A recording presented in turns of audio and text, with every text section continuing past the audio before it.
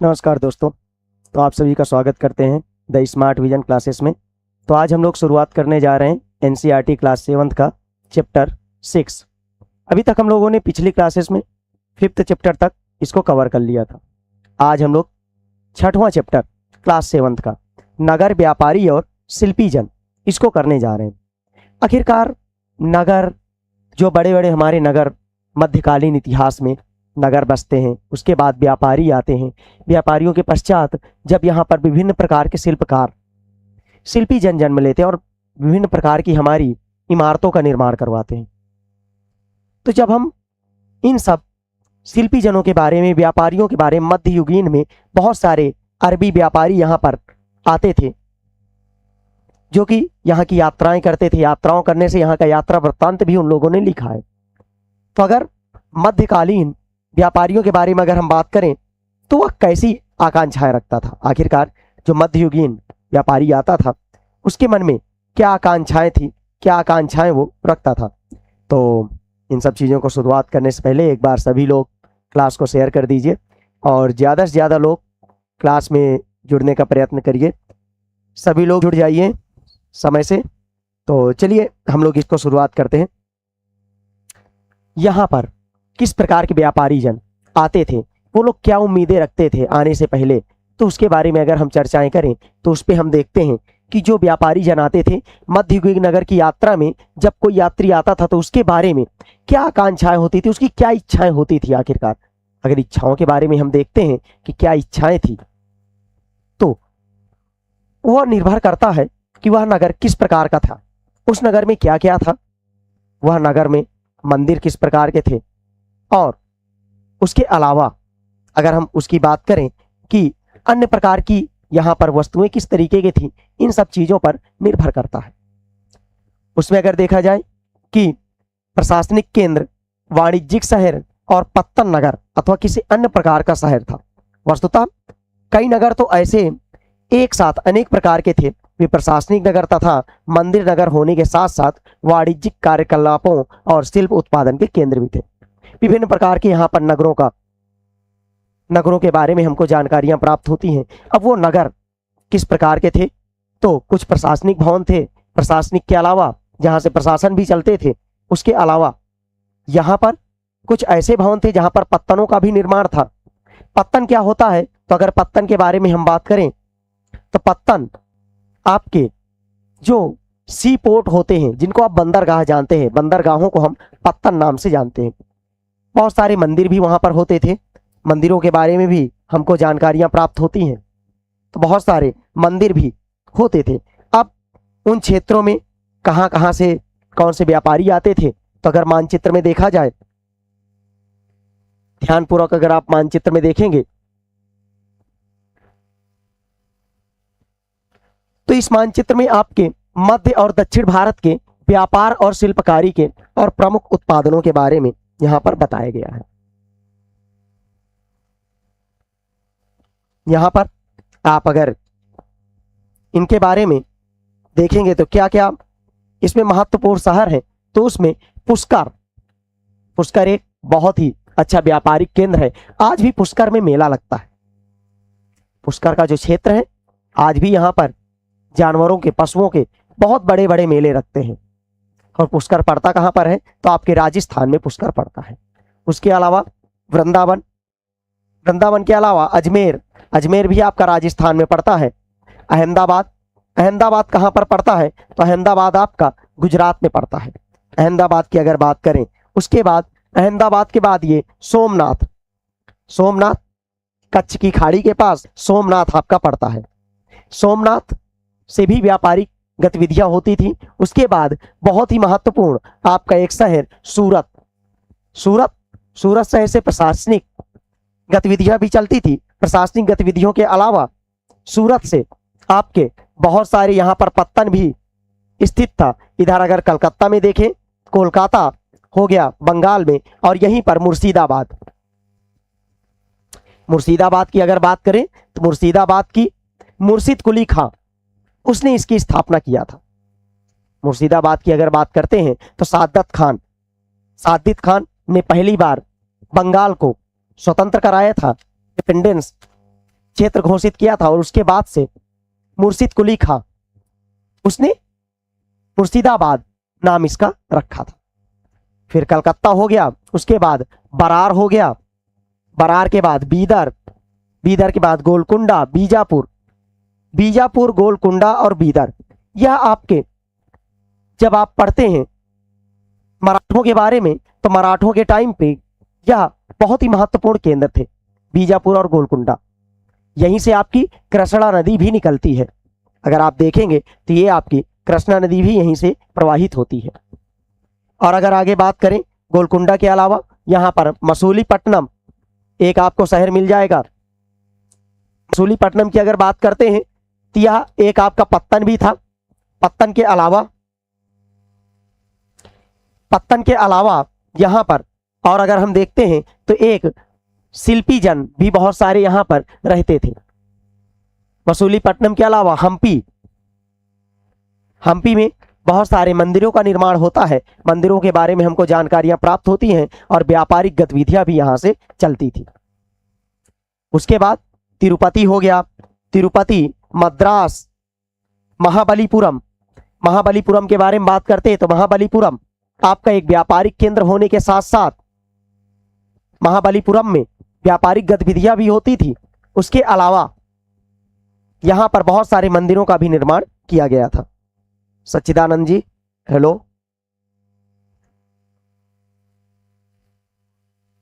तो चलिए आगे इसमें देखते हैं मदुरई।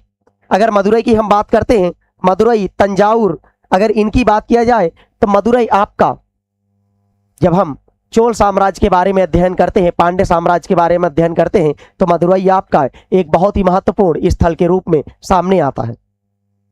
मदुरई में आपकी अगर महत्वपूर्ण घटनाओं के बारे में चर्चाएं की जाए तो महत्वपूर्ण घटनाओं में हम देखते हैं कि मदुरई में आपके संगम सम्मेलन हुए थे। जो भी आपके संगम सम्मेलन हुए तो संगम सम्मेलन कहां पर हुए थे तो मदुरई में हुए थे। उरायूर ये आपका एक क्षेत्र बहुत ही महत्वपूर्ण, ये चोल साम्राज्य का एक बहुत ही महत्वपूर्ण क्षेत्र है उरायूर। उसके बाद अगर और आप देखेंगे तो कांचीपुरम, कांचीपुरम ये क्षेत्र आपका कांचीपुरम पड़ता है। अच्छा, कांचीपुरम में मंदिर होने के साथ साथ यहां पर बहुत सारे व्यापारी और शिल्पी जन भी रहा करते थे। ते आपके कुछ महत्वपूर्ण शहर थे जहां से व्यापारिक गतिविधियों के साथ साथ आपके शिल्पी जन और विभिन्न प्रकार की प्रशासनिक गतिविधियां भी यहां से चलाई जाती थी। आगे हम इसी में अगर चर्चा करें, आगे देखते हैं तो प्रशासनिक केंद्र, आखिरकार ये जो प्रशासनिक केंद्र थे किस प्रकार से यहां पर चलते थे, किस प्रकार से रहते थे, प्रशासनिक केंद्रों के बारे में अगर चर्चाएं की जाए तो बहुत सारे ऐसे क्षेत्र थे जहां पर राजधानियां भी इनकी थी। जब हम चोल साम्राज्य के बारे में अध्ययन करते हैं, चोल साम्राज्य के बारे में जब हम लोग पढ़ते हैं तो उनके बारे में जानते हैं कि बहुत सारी ऐसे क्षेत्र आपने इसमें देखे, जैसे तंजावुर हो गया, तंजावुर के अलावा कांचीपुरम हो गया, ये सारे राजधानी का भी काम करते थे। यहां से राजधानियां भी कई सारे साम्राज्यों की थी। और अगर इसमें देखा जाए कि वर्ष के 12 महीने बहने वाली यहां पर कावेरी नदी, जब कावेरी नदी के बारे में हम बात करते हैं तो कावेरी नदी यहां पर 12 महीना तक बहती थी। कोई भी ऐसा टाइम नहीं होता था कि जब कावेरी नदी का बहाव ना होता हो। और कावेरी नदी के जब हम कावेरी नदी के बारे में बात करते हैं तो इसमें हम देखते हैं कि चोल साम्राज्य का जो लगा हुआ क्षेत्र था वो आपका कावेरी नदी के आसपास का क्षेत्र था। और अगर इसके बारे में देखा जाए कि राजा राजराज चोल, चोल साम्राज्य का शासक कौन, राजराज चोल द्वारा निर्मित राजराजेश्वर मंदिर की घंटियां बजती हुई सुनाई देती हैं। जब हम कावेरी नदी की बात करते हैं, इसके बारे में जब हम जानते हैं तो यहां से हमको जो जानकारियां प्राप्त होती हैं तो राजराज प्रथम के बारे में जानकारी प्राप्त।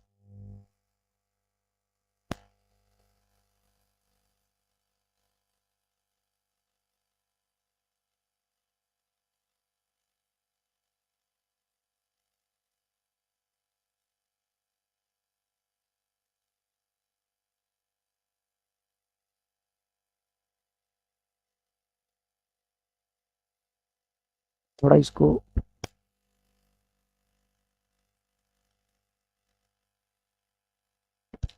चलिए इसके बारे में बस देखते हैं। तो जब हम इसमें देखते हैं कि जो राजराजेश्वर मंदिर था वह आपका कावेरी नदी के किनारे पर था और नगर के वास्तुकार हो गए कुंजर मल्लन हो गए, राजराज पेरुत पेरुचन हो गए, इनकी वास्तुकला की प्रशंसा करते थे। आखिरकार जो ये मंदिर का निर्माण किया गया था राजराजेश्वर मंदिर, इसके निर्माण करा में जो इनके कुंजर मल्लन हो गए, कुंजर मल्लन ने इस मंदिर का निर्माण किया था। तो इसके बारे में हमको जानकारियां मिलती हैं। शिल्पीकार कौन थे? तो कुंजर मल्लन। और राजराज इनके बारे में प्रशंसा करते हैं कि इन्होंने एक ऐसे मंदिर का निर्माण किया और इसकी कलाकृति जो हमको मिलती है राजराजेश्वर मंदिर की, एक अलग ही तरीके की कलाकृतियां हमको प्राप्त होती हैं। जब हम इसमें देखते हैं कि यहां पर आपके सामने ये जो लिखा हुआ है कुंजर मल्लन राजराज पेरुचन की वास्तुकला की प्रशंसा करते हुए नहीं थकते। हमें वास्तुकला का नाम इसलिए पता है क्योंकि उसने गर्व से अपने नाम को मंदिर की दीवारों पर उत्कीर्ण किया और मंदिर के भीतर एक विशाल शिवलिंग की स्थापना की। जब हम इनके बारे में जानकारी प्राप्त कर पाते हैं कि आखिरकार राजराजेश्वर मंदिर का निर्माण किसने किया था, तो उसके बारे में उसने राजराजेश्वर के बारे में जब हम बात करते हैं तो राजराज प्रथम प्रसन्न होकर के राजराजेश्वर मंदिर में जो शिल्पीकार थे, शिल्पीकार का नाम लिखवा दिया था और इस मंदिर के अंदर एक विशाल शिवलिंग की स्थापना की गई थी। मंदिर के अलावा अनेक महल थे जिनमें कई सारे मंडपों का निर्माण किया जाता था। राजा लोग इन मंडपों में अपना दरबार लगाते थे। जो मंडप होते थे मंडपों में ये लोग दरबार लगाते थे। उसके अलावा यहीं से वो जो अपने उनके अधीनस्थ राज्य होते थे जहां पर वो लोग शासन करते रहते थे उनके लिए आदेश जारी करते थे, फरमान जारी करते थे। और नगरों में कई प्रकार के सैन्य शिविर भी हुआ करते थे। 3 सैन्य शिविरों के बारे में भी हमको जानकारियां प्राप्त होती हैं। वो जो नगर होते थे, बाजार होते थे, हलचलों से भरे हुए होते थे क्योंकि लोग दिन भर यात्राएं करते थे, आते जाते थे, तो हलचलों से भरे हुए होते थे। हेलो सौरभ। तो जहां अनाज हो गए, मसाले हो गए, आभूषणों की बिक्री हुआ करती थी क्योंकि जो नगर होते थे, बाजार होते थे, वहां पर इन आभूषणों की बिक्री हुआ करती थी।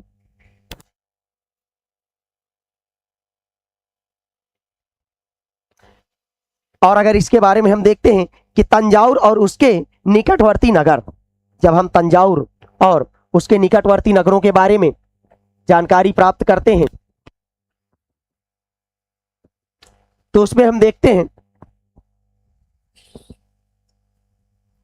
कि उसमें जब हम देखते हैं जहां पर अनाज हो गए, मसाले हो गए, कपड़े, आभूषण, इनकी बिक्री हुआ करती थी। नगर के लिए जल की आपूर्ति कुओं और तालाबों से की जाती थी। जो नगर होते थे, नगरों में जल की आपूर्ति को कुएं और तालाबों से किया जाता था।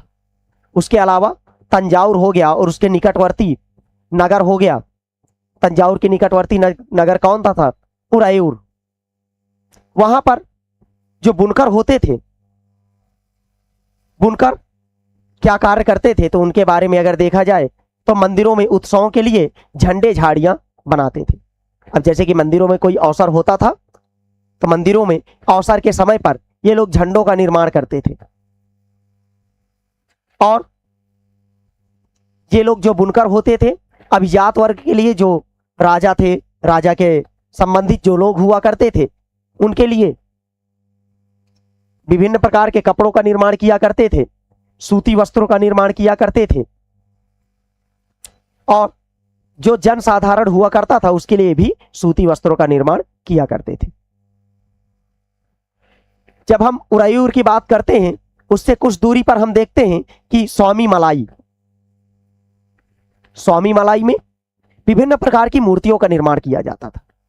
यहां पर कांस्य से निर्मित मूर्तियां बनाई जाती थी और कांसे से निर्मित यहाँ पर घंटा हो गया, धातु के दीप, ये सब बनाए जाते थे। तो धातुओं का और कांस्य मूर्तियों के निर्माण कहाँ से किया जाता था? तो स्वामी मलाई। कहाँ से? स्वामी मलाई से। इसको आप लोग नोट कर लीजिएगा, बहुत ही इंपॉर्टेंट टॉपिक है, यहां से क्वेश्चन आते हैं आपके। अब हम देखते हैं कि मंदिर और तीर्थ केंद्र, मंदिर नगर और तीर्थ केंद्र, जो आपके मंदिर हुए उनका निर्माण किस तरीके से किया गया, तीर्थ केंद्र थे वो किस तरीके से विकसित हुए। तंजाउर के बारे में अगर बात करते तो यहां पर भी मंदिरों का निर्माण किया गया था। और जो मंदिरों का नगर और नगरीकरण की जब हम बात करते हैं कि जो मंदिर नगर होते हैं उनका नगरीकरण एक बहुत ही महत्वपूर्ण प्रतिरूप प्रस्तुत करते हैं। जो नगरीकरण किया जाता है, नगरों के विकास की एक प्रक्रिया होती है। आखिरकार नगरीकरण का प्रारंभ कैसे होता है, अगर हम उस पर एक बार प्रकाश डालें तो हम इसमें देखेंगे कि प्रारंभ में जब हम व्यापार को बढ़ाते हैं तो व्यापार को बढ़ाने के पश्चात वहां पर छोटे छोटे हिस्सों में जब हम विकास करने लगते हैं तो धीरे धीरे वह नगर का रूप ले लेते हैं। जब सारी सुविधाओं से वह क्षेत्र पूरी तरीके से भर जाता है तो वहां पर नगरों का निर्माण हो जाता है। मंदिर के बारे में अगर हम बात करते हैं तो मंदिर अक्सर समाज और अर्थव्यवस्था दोनों के लिए अत्यंत महत्वपूर्ण होते हैं। समाज होता है, अर्थव्यवस्था होता है, उसके लिए बहुत ही महत्वपूर्ण होते हैं। क्योंकि समाज के लिए इसलिए आवश्यक होते हैं मंदिर, सामाजिक लोग वहां पर जाते हैं और समाज के लिए बहुत ही आवश्यक होते हैं। उसके अलावा जब हम बात करते हैं समाज के अलावा तो विभिन्न प्रकार के देवी देवताओं के प्रति अपना भक्ति भाव दर्शाने के लिए मंदिर बनाते थे। और जो राजा जिस देवी देवताओं की पूजा करते थे उन देवी देवताओं के लिए विभिन्न प्रकार के मंदिरों का निर्माण करवाते थे। अगर उसके बारे में और देखा जाए तो मंदिरों के लिए राजा भूमि को अनुदान करते थे, भूमि अनुदान स्वरूप देते थे, ताकि जो लोग हैं वो लोग वहां से मंदिर के खर्च के स्वरूप में टैक्स वसूल सकें। और आगे अगर हम इसमें देखें तो आगे इसमें देखते हैं कि जिनसे आय से धार्मिक अनुष्ठान, जैसे कि जो आय प्राप्त होती है गांव को इसलिए दान में दिया जाता था कि यहां से जो प्राप्त आय होती है उस आय से धार्मिक अनुष्ठान विधि विधान से संपन्न किए जाए। तीर्थयात्रियों तथा पुरोहितों पंडितों को भोजन कराया जाता था। और जब कोई उत्सव होता था तो उत्सव मनाए जाते थे उसी टैक्स से। और उसके अलावा मंदिर के दर्शनार्थी भी दान दक्षिणा दिया करते थे। आगे अगर इसी में देखा जाए,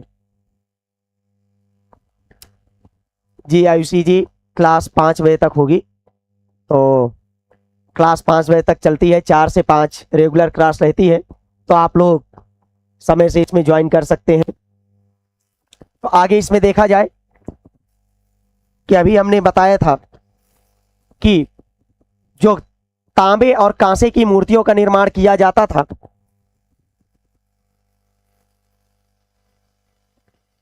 कांसे की मूर्तियों के बारे में अगर हम देखते हैं कि इनके बारे में हमको क्या जानकारियां प्राप्त होती, कांसे की मूर्तियां कैसे बनाई जाती थी, तो आपके सामने यहां पर एक कांस्य मूर्ति प्रस्तुत की गई है, इसको आप देख सकते हैं। कांसा क्या होता है, पहले इसके बारे में अगर बात किया जाए तो कांसा एक मिश्रित धातु है जो कि तांबे से और रांगा, जिसको आप टिन बोलते हैं, इसके मिलने से बनता है। जब हम और इसमें देखते हैं तो घंटा धातु के रांगे का अनुपात किसी भी अन्य किस्म के कांसे से अधिक होता है या घंटे जैसे ध्वनि उत्पन्न करता है। जब हम कांसे के घंटे का निर्माण करते हैं तो इसमें जो अनुपात होता है, अनुपात एक अलग तरीके का रहता है। तो उसमें हम जब देखते हैं चोलकालीन कांस्य मूर्तियों की जब हम बात करते हैं जब चोलकालीन कांस्य मूर्तियों पे हम देखते हैं कि यहाँ पर लुप्त मोम, कौन सी तकनीकी अपनाई गई थी? लुप्त मोम। आखिरकार यह तकनीकी क्या थी? तो इसके बारे में अगर हम चर्चाएं करें तो लुप्त मोम क्या होता था कि पहले एक मोम की कोई मूर्ति बनाई जाती थी, मोम की मूर्ति के अंदर जो धातु होती थी, धातु को भर दिया जाता था, और जब धातु आकार ले लेती थी, जब मूर्ति तैयार हो जाती थी, तो उस मोम को पिघला दिया जाता था। ये आपकी लुप्त मोम प्रक्रिया थी। इसके माध्यम से मूर्तियों का निर्माण किया जाता था। यह जो प्रविधि थी, इसके माध्यम से अगर हम देखें, इस प्रविधि के अंतर्गत सर्वप्रथम मोम की एक प्रतिमा बनाई जाती थी। इसे चिकनी मिट्टी से पूरी तरह लीप कर सूखने के लिए छोड़ दिया जाता था। जब वह पूरी तरीके से सूख जाती थी तो उसे गर्म किया जाता था, और उसे गर्म करने के पश्चात उसके मिट्टी के आवरण में एक छोटा सा छेद बनाकर उस छेद के रास्ते से सारा पिघला हुआ मोम बाहर निकल जाता था, तथा फिर चिकनी मिट्टी के खाली सांचे में उसी छेद के रास्ते पिघली हुई धातु भर दी जाती थी। जब वह धातु ठंडी होकर ठोस हो जाती थी तो चिकनी मिट्टी के आवरण को सावधानी पूर्वक हटा दिया जाता था, और उसमें से निकली प्रतिमा को साफ करके चमका दिया जाता था। वही प्रतिमा आपको ये सामने दिखाई दे रही है कि इसके माध्यम से हम किस प्रकार से मूर्तियों का निर्माण किया करते थे। मोम की मूर्ति बनाने के पश्चात ऊपर से मिट्टी का आवरण कर देना, और फिर एक छिद्र के द्वारा मोम को पिघला करके बाहर कर देना, और पिघलाने के पश्चात दोबारा उसी छिद्र से धातु को अंदर डाल देना, और धातु जब आकार ले लेती थी मूर्ति का, तो उस मूर्ति को बाहर निकाल करके चमका करके उसी मूर्ति को बना दिया जाता था। आगे हम इसमें अगर देखते हैं कि मंदिर के जो कर्ता धर्ता हुआ करते थे,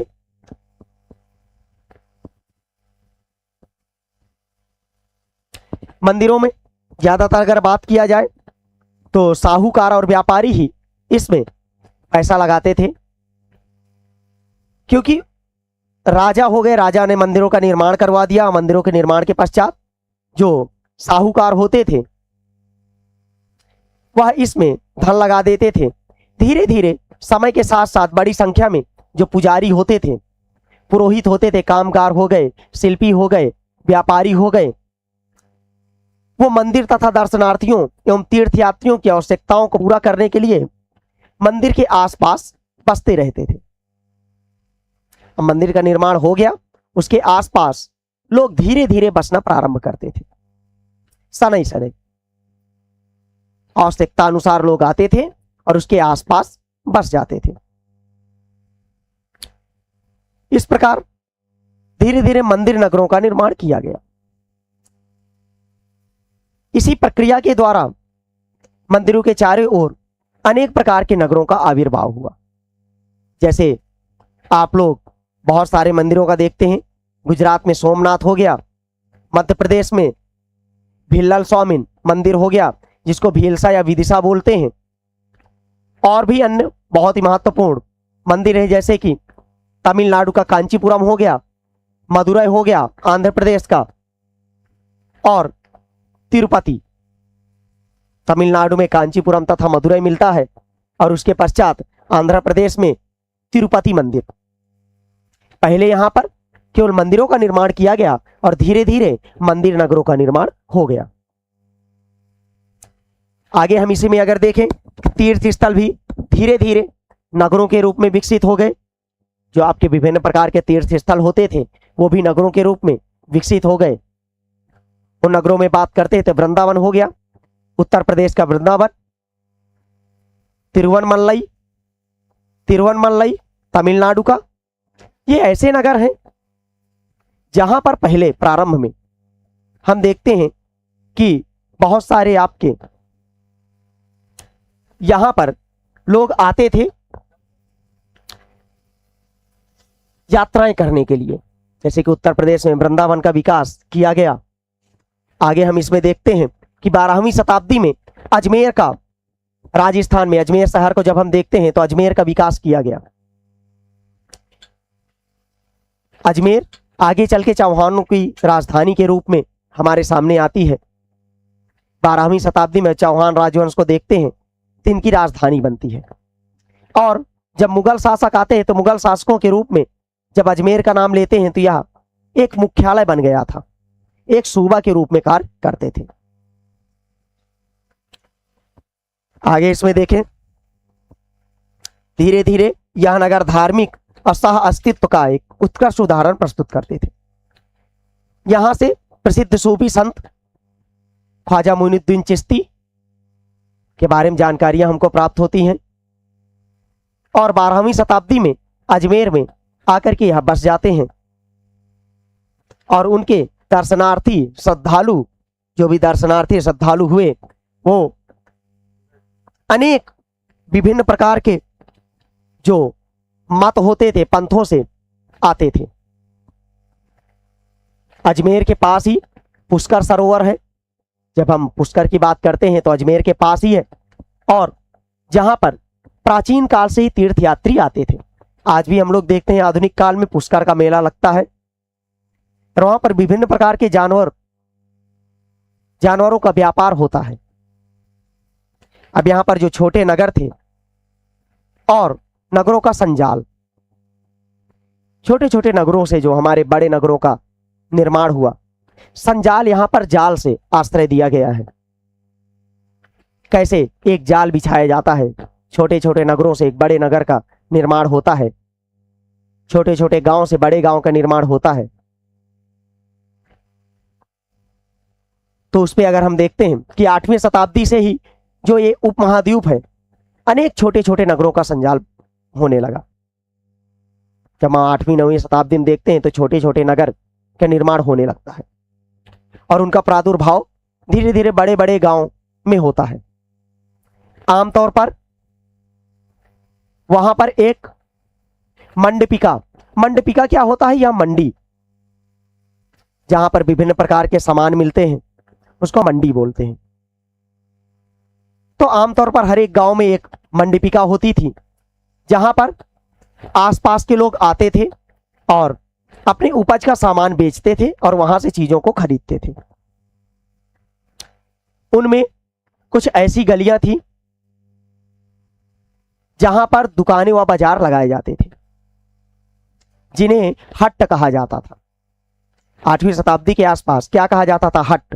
बाद में इसको हाट बोला जाने लगा। और आजकल की जो बोलचाल की भाषा में है तो आज भी हम लोग उसको बोलते थे कि हाट बाजार जा रहे हैं। हाट बाजार क्या होता है कि जो आपके किनारे पर गलियों में जो दुकानें लगती थी उनको हट्ट बोला जाता था, जिसको हमने हाट का रूप दे दिया। आगे इसमें अगर बात करते हैं, इसके अलावा भिन्न भिन्न प्रकार के कारीगर, जैसे कि कुम्हार हो गए और आपके ताड़ी बनाने वाले हो गए, शक्कर बनाने वाले हो गए, सुनार हो गए, लोहार हो गए, पत्थर तोड़ने वाले हो गए, आदि अलग अलग प्रकार के लोग और अलग अलग प्रकार की यहां पर दुकानें हुआ करती थी। कुछ व्यापारी तो नगरों में स्थायी रूप से रहने प्रारंभ कर दिए थे, लेकिन कुछ व्यापारी क्या करते थे कि कुछ समय पर वहां पर आते थे, कुछ समय तक वहां पर रह करके अपना व्यापार करते थे, और जैसे ही उनका व्यापार समाप्त हो जाता था तो वह अपने नगरों की ओर प्रस्थान कर जाते थे। और कुछ व्यापारी ऐसे होते थे जो कि नगर में घूम घूम करके क्रय विक्रय किया करते थे। आसपास और दूर दराज के जो व्यापारी होते थे, इन नगरों में स्थानीय उपज को खरीदने के लिए आते थे, जैसे कि घोड़े हो गए, नमक हो गया, कपूर हो गया, केसर हो गया, केसर के अलावा पान सुपारी हो गया, काली मिर्च हो गया, और मसालों का व्यापार किया जाता था। उसके अलावा हम देखते हैं कि आमतौर पर जो कोई सामंत, यानी जो परिवर्ती काल के सामंत होते थे और जमींदार होते थे, इन नगरों के आसपास महल बना लिया करते थे। जिनके पास पैसा होता था, सामंत होते थे, जमींदार होते थे, इन्हीं नगरों के पास अपने महल का निर्माण किया करते थे